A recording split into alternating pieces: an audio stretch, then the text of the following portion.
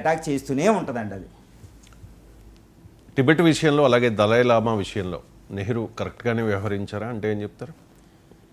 ఒకటేనండి, నెహ్రూ మొట్టమొదటి ప్రధాని, భారతదేశ ప్రధాని నెహ్రూ, జవహర్లాల్ నెహ్రూ వ్యక్తిత్వం ఎలా అంటే గాంధీ, మహాత్మా గాంధీ మాటల్లో ఒకటే చెప్తానండి. ఆయన వల్లభాయ్ పటేల్, సర్దార్ వల్లభాయ్ పటేల్కి నెహ్రూకి గొడవ వచ్చినప్పుడు ఇద్దరిని పిలిపించి నులక మంచం మీద కూర్చుని, నేను చెప్పేది ఎక్కడదో స్టోరీ కాదు, నేను చెప్పేది ఒకటేనండి, ఒక బుక్, దా బుక్ మీద 7 ఆస్కార్ల అవార్డు వచ్చిన ది లూయిస్ ఫిషర్ అనే బుక్ అనమాట. The great Gandhi and his message to the world, Louis Fischer, ఎవరైనా రెఫర్ చేయొచ్చు. ఈ బుక్లో ప్రత్యక్షంగా ఉంటుంది. ఆ ఆథర్ గాంధీని ఆశ్రమంలో ఉండి అన్నీ అబ్జర్వ్ చేసిన ఆయన.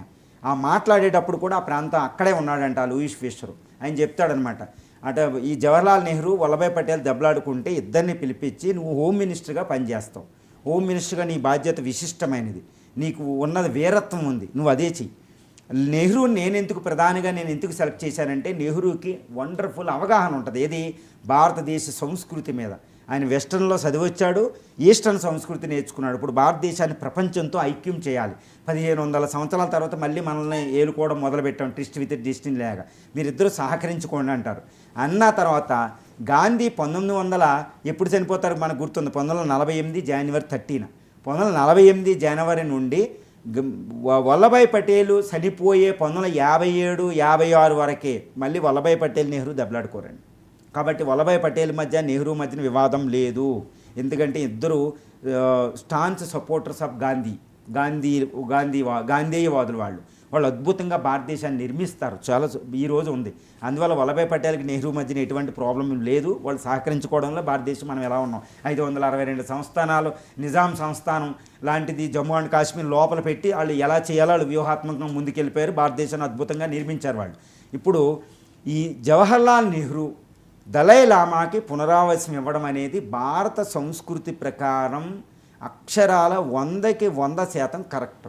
నెహ్రూ దలైలామాకి పునరావాసం ఇవ్వకపోతే 1959లో ప్రపంచం అంతా భారతదేశం వైపు చూస్తుంది. మీకు ఒకటండి, ఇప్పుడు భారతదేశాన్ని ప్రపంచంలో 4వ అతిపెద్ద ఆర్థిక వ్యవస్థ అయినా 1947లో భారతదేశం స్వతంత్రం వచ్చిన తర్వాత ఇప్పటికంటే ఎక్కువ కీర్తి భారతదేశానికి అప్పట్లో ఉంది. దానికి ఒక ఎగ్జాంపుల్ కూడా నేను చెప్తాను, అంతర్జాతీయ వ్యవహారాలు ఇవన్నీ ఉంటాయి. 1954లో ఉత్తర కొరియా, నార్త్ కొరియాల మధ్య ఒక యుద్ధం వచ్చింది. మళ్ళీ అది 3వ ప్రపంచ యుద్ధం అవుద్ది అనుకున్నారు. ఎందుకంటే ఉత్తర కొరియా వైపు రష్యా, అటు యుఎస్ఎస్ఆర్, చైనా ఉన్నాయి, కమ్యూనిస్ట్ దేశాలు.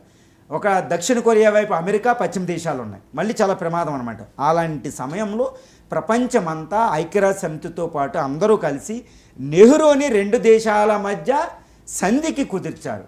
మన నెహ్రూ చెప్పింది ఆ 2 అంగీకరించినాయి, సీజ్ ఫైర్ చేసుకుని అలా పెట్టుకున్నాయండి. అంటే ఎంతటి కీర్తి ఉందో అప్పుడు భారతదేశానికి చూడండి. అలాంటి కీర్తిని 1962లో చైనా దెబ్బతీసింది మనల్ని. అది అలాంటి దేశం ఏం చేస్తుందని ప్రపంచం అంతా చూస్తున్నారు. పంచశీలని, అలీన విధానాలు ఇవన్నీ వస్తున్నాయండి. ఆ టైంలో నెహ్రూ దగ్గరికి దలైలామా వచ్చి నాకు పునరావాసం అంటే ఆయన కల్పిస్తారు. ప్రపంచంలో ఏ దేశానికైనా మేము ఆశ్రయిస్తామని. అపార్థిడ్ గవర్నమెంట్, వైట్ గవర్నమెంట్ని తోలనాడు అక్కడ మళ్ళీ నెల్సన్ మండేలా గవర్నమెంట్ వచ్చేటట్టు చేశారు. ఆ నెల్సన్ మండేలా భారతదేశం విజిట్ చేసి గాంధీ సమాధి దగ్గర మొక్కి నాకు గాంధీ శిష్యుడని చెప్తాడు. ఈ భారతదేశం వల్ల నేను వచ్చానని చెప్తాను నెల్సన్ మండేలా.